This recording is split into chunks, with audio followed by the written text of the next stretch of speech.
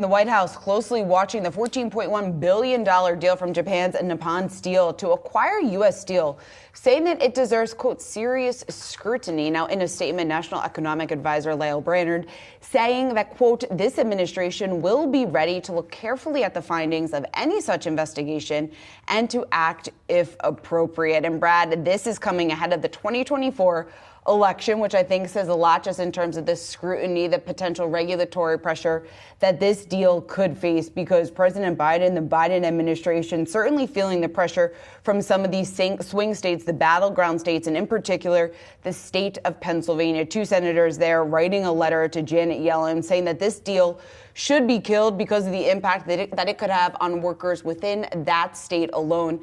You got to think that this is a point that is going to be heavily debated and something that's going to carry over as we look ahead into next year for the first several months of next year. Right. I imagine Treasury Secretary Yellen receives that letter and goes, guys, what do you want me to do? I'm in the Treasury at the end of the day. But perhaps there is some sway, major sway that she has within the ear of Biden. And here's what was said within that note from Lael Brainerd as well. This looks like the type of transaction that the Interagency Committee on Foreign Investment, Congress empowered and the Biden administration strengthened, is set up to carefully investigate, because ultimately they believe the purchase of the American-owned company U.S. Steel by a foreign entity, even from a close ally, appears to deserve serious scrutiny in terms of the potential impact. And here's what they cited: national security, supply chain reliability. So those two major call-outs from the administration, and this deal is set for anything but just smooth sailing to the finish line. Yeah, certainly. And it's also important to point out that this deal, it would create the second largest steel company here in the world. So we talk about the impact that it's going to have